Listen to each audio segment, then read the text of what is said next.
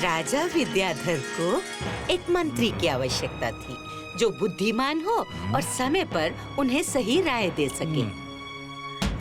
सुनो सुनो सुनो, महाराज का आदेश सुनो।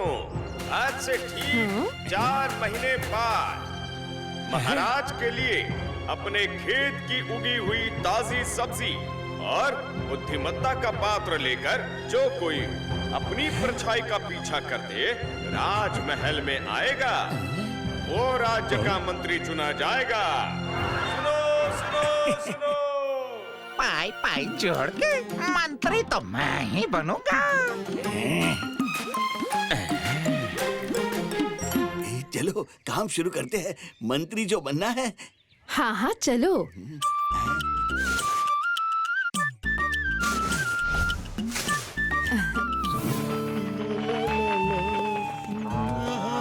राजमहल में ताजी सब्जियां ले जाने के लिए बाकी सब तो खेतों में काम कर रहे थे, लेकिन सारंगा की तैयारी उन सब से अलग थी। कोई समझ ही नहीं पा रहा था कि उसके दिमाग में चल क्या रहा है।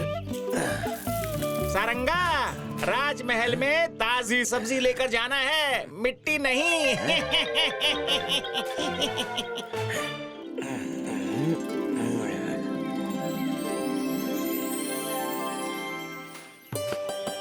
दिन और हफ्ते गुजर गए। आखिर वो सुबह आई जब सभी को अपनी अपनी सब्जियां और फल लेकर राजमहल में जाना था। मंत्री तो मैं ही बनूंगा।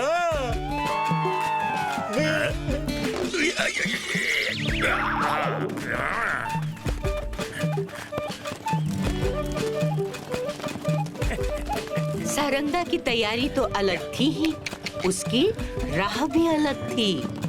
उड़नका भाई, सारंगा तो उस तरफ से जा रहा है। वो रास्ता तो पहाड़ी से होकर जाता है। वहाँ से जाते जाते आदमी मुरझा जाए, सब्जी क्या खाक ताजी पहुँचेगी।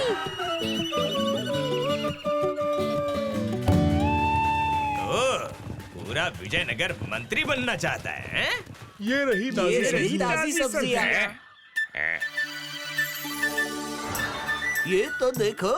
और ये भी सब्जियां तो ताजी है, लेकिन अपनी परछाई का पीछा करते हुए भी आना था।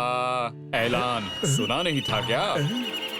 सबको लगा कि सिर्फ ताजी सब्जियां पहुंचाकर वो मंत्री बन जाएंगे, इसलिए परछाई के साथ वो अपनी अकल भी पीछे छोड़ आए थे। सारंगा बुद्धिमान था। परछाई का पीछा करते आने की शर्त सुनकर ही वो समझ गया था कि महाराज चाहते हैं कि राजमहल के पश्चिमी दरवाजे से आना है, जहां सूरज की रोशनी अंदर आने वाले की पीठ पर पड़ने से उसकी परछाई आगे दिखती है। मूंगी देख, महाराज ने ताजी सब्जी मंगवाई और ये मिट्टी लेकर जा रहा है। इतना बेवकूफ तो ये होगा नहीं। जरूर किसी उपाय से ये ताजी सब्जी राजमहल तक पहुंचाएगा। यानी ये मंत्री बनेगा? नहीं, इसकी सब्जियां लूटकर हम मंत्री बनेंगे, फिर चोरी करने की जरूरत ही नहीं।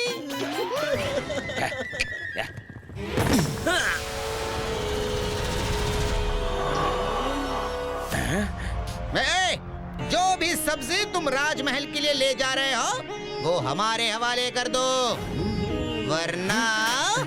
जी हुजूर, अभी करता हूँ।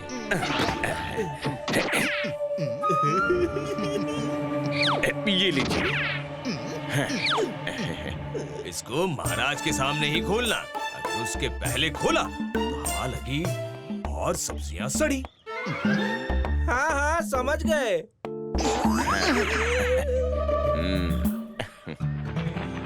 चुंगी और मूंगी सारंगा का दिया हुआ बक्सा लेकर राजमहल पहुंच गए थे। महाराज की जय हो।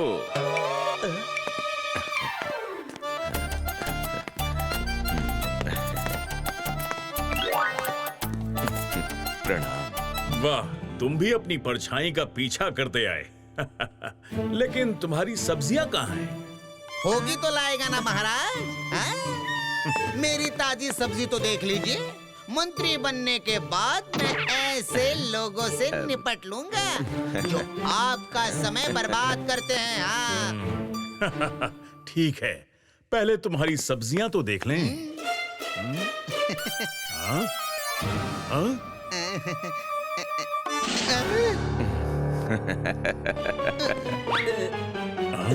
चिट्टी, अरे सब्जियां कहाँ गई? प्रणाम स्वीकार हो महाराज।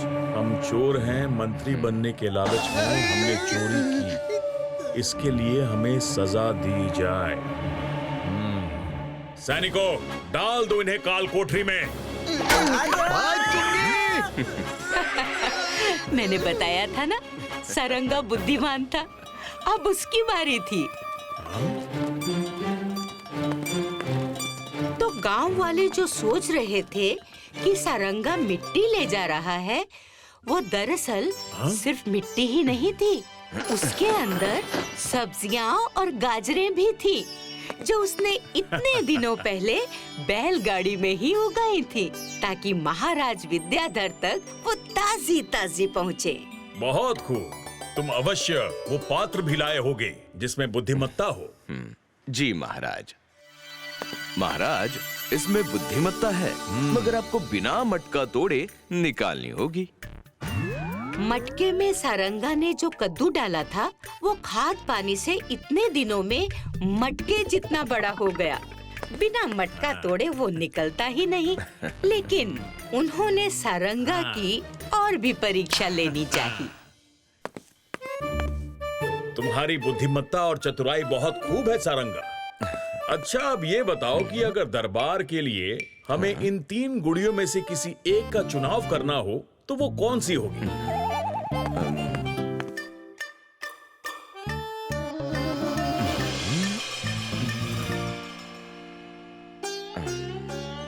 मुझे 3 तार चाहिए होंगे महाराज। अवश्य।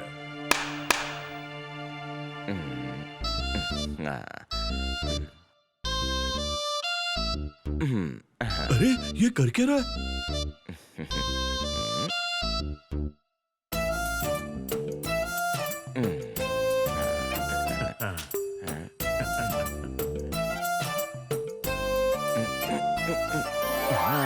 ये गुड़िया दरबार के लिए श्रेष्ठ है महाराज, क्योंकि अगर कोई राज की बात पहली गुड़िया के कानों में बोली जाएगी, तो वो उसका महत्व समझे बिना उसे दूसरे कान से निकाल देगी। दूसरी गुड़िया के कान में बोली जाएगी तो वो किसी को बोल देगी, लेकिन तीसरी गुड़िया के कान में जो भी बोला जाएगा वो राज राज ही रहेगा। वाह वाह, क्या बात है। बस एक आखिरी प्रश्न। महाराज ने 3 अंगूठी दिखाकर सारंगा से पूछा कि मान लो सारंगा, लाल अंगूठी पहनने वाले को योजना बनाने की ताकत देती है, हरी पहनने वाले को योजना को सामान्य परिस्थिति में अमल करने की ताकत देती है, और नीली अंगूठी पहनने वाले को विकट परिस्थिति में योजना पर अमल करने की ताकत देती है। तो दरबार में किसे कौन सी अंगूठी पहननी चाहिए? महाराज, लाल अंगूठी आपको पहननी चाहिए, क्योंकि योजना राजा बनाता है। हरी अंगूठी आपके मंत्री के लिए होनी चाहिए, ताकि वो सामान्य परिस्थिति में योजना पर अमल कर सके। और सेनापति जी नीली अंगूठी पहने, ताकि वो किसी भी विकट परिस्थिति में आपकी योजना पर अमल कर सके। वाह, वाकई तुम बुद्धिमान हो सारंगा। महाराज। और इस तरह अपनी सूझबूझ से सारंगा विजयनगर का मंत्री बना, और उसने अपने राज्य और प्रजा की भलाई के लिए सालों साल काम किया। जयदेव एक गरीब मजदूर था। उसके पास संपत्ति के नाम पर बस एक घोड़ा था, जिसे वो बहुत ज्यादा प्यार करता था, और वही उसकी कमाई का एकमात्र जरिया भी था। लेकिन कर्ज के कारण कुछ सिक्कों के लिए उसको अपना घोड़ा कंजूस उडांका के पास गिरवी रखना पड़ा। जयदेव दिन रात मेहनत कर सिक्के इकट्ठे करने लगा।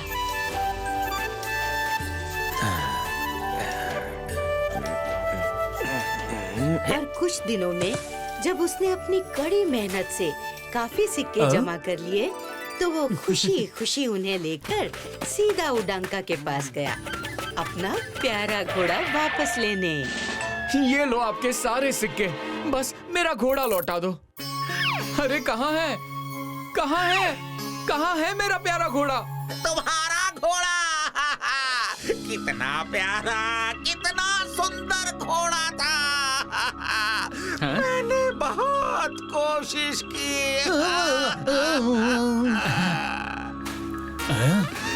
लेकिन बस यही बच पाया।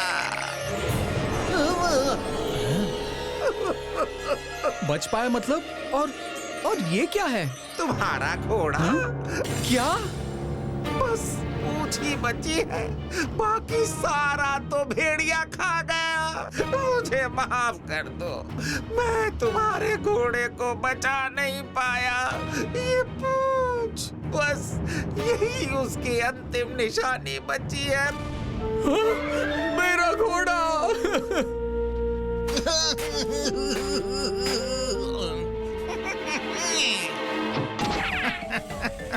इसे कहते हैं आम के आम, गुठलियों के भी दाम।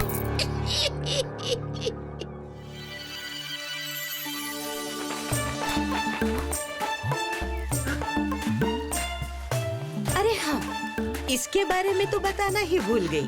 ये वीरवरा है, जयदेव का सबसे अच्छा दोस्त और बहुत चालाक भी।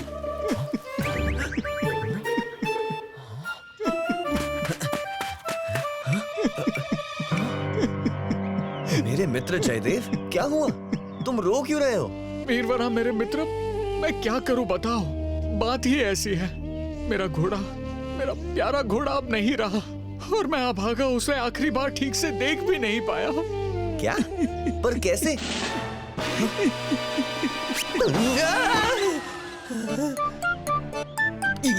ये क्या है? मेरे घोड़े की पूंछ। पूंछ? और बाकी का घोड़ा कहाँ गया? भेड़िए ने खा लिया, बस ये पूंछ ही छोड़ी है। उडनका ने बहुत कोशिश की, लेकिन वो उसे नहीं बचा पाया। वो कंजूस उडनका। हाँ, मैंने घोड़ा उसके पास गिरवी रखा था। अब बहुत अफसोस हो रहा है, मैंने घोड़ा गिरवी क्यों रखा? उडनका के पास? और भेड़िए ने बस पूंछ ही क्यों छोड़ी? जरूर दाल में कुछ काला है। ये तो बहुत बुरा हुआ मित्र, लेकिन तुम घबराओ मत, मैं तुम्हें घोड़ा वापस ला कर दूंगा, ये वादा है मेरा। बस ये पूंछ मुझे दे दो। पूंछ? पर क्यों? यही तो एक निशानी बची है मेरे घोड़े की। मुझ पर भरोसा रखो मित्र। पता नहीं तुम क्या करने वाले हो मित्र, पर मुझे तुम पर और तुम्हारी बुद्धि पर पूरा भरोसा है।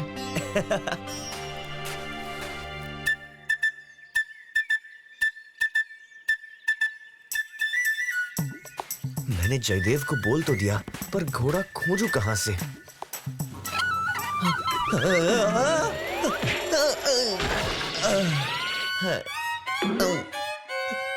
कौन है?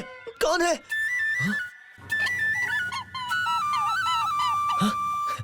उडनका? शैतान का नाम लिया और शैतान हाजिर। उडनका? और ये घोड़ा तो जयदेव का है, मतलब मेरा शक सही निकला। इस बार लालच में इसने गलत जगह हाथ डाल दिया।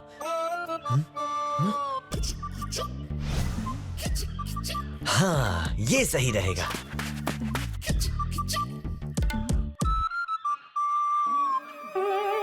अरे बाहर आजा, बाहर आजा, जल्दी से खजाना ले आ, बाहर आ। खजाना?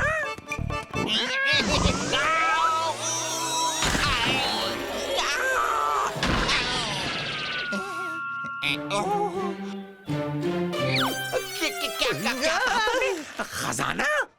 नहीं नहीं, मैंने तो ऐसा कुछ नहीं कहा। नहीं, मैंने सुना, अभी सुना। तुमने कहा उडनका के कान इस मामले में कभी धोखा नहीं खा सकते, पाई पाई जोड़ के। और बिल से क्या खींच रहे हो? बड़े चतुर हो, अब तो तुम्हें बताना ही पड़ेगा। मेरा जादुई घोड़ा इस बिल में घुस गया है। और नखरे देखो इसके, बाहर निकलने का नाम ही नहीं ले रहा। जादुई घोड़ा? कोई घोड़ा भी जादुई होता है क्या है? हाँ हाँ बिल्कुल होता है। ये देखो, ये है उसकी पूंछ। इस घोड़े की खासियत है कि ये कहीं भी छुपे खजाने को सूंघ लेता है। लगता है इस बिल में कोई बड़ा खजाना छुपा है, इसीलिए अंदर चला गया। अब जल्दी से वो बाहर आए और वो खजाना मेरे हाथ लगे, फिर मेरे सारे दुख दूर हो जाएंगे। खजाना?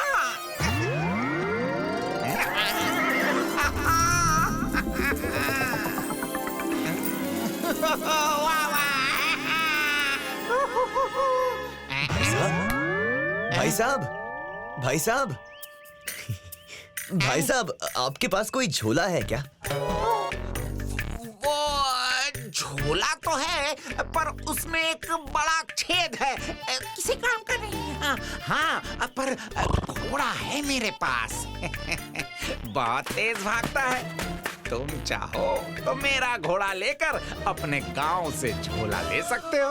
तब तक मैं यही इस खजाने, मेरा मतलब है पूंछ पर नजर रखता हूँ। हाँ, यहाँ आइए और इस पूंछ को पकड़िए। वीरवरा तुरंत उडानका के घोड़े को लेकर वहाँ से चला जाता है। उडानका उसे देखकर मुस्कुराता है। बड़ा चतुर बन रहा था। अब खजाना भी मेरा होगा और उसका घोड़ा भी। ये क्या? कहाँ है घोड़ा? अरे कहाँ है खजाना?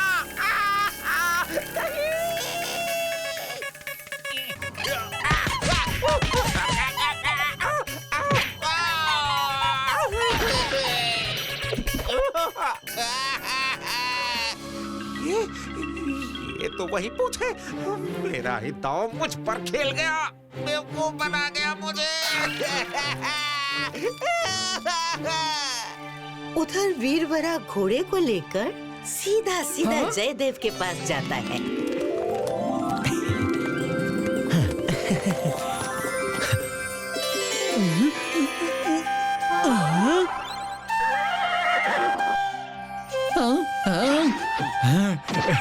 मेरा घोड़ा, मेरा प्यारा घोड़ा, अब मैं तुम्हें कभी अपने से अलग नहीं होने दूंगा। धन्यवाद मित्र, धन्यवाद। तुम ना होते तो मेरा क्या होता? तुम मेरे सच्चे मित्र हो। तुम्हारे पास तो हर समस्या का हल है। अरे ऐसा मत कहो मित्र, मित्रता निभाना कोई काम नहीं, कर्तव्य है। अब अपने घोड़े का ध्यान रखो, वरना मैं ही इसे ले जाऊंगा। If you like this video, subscribe to our channel Murthy Media.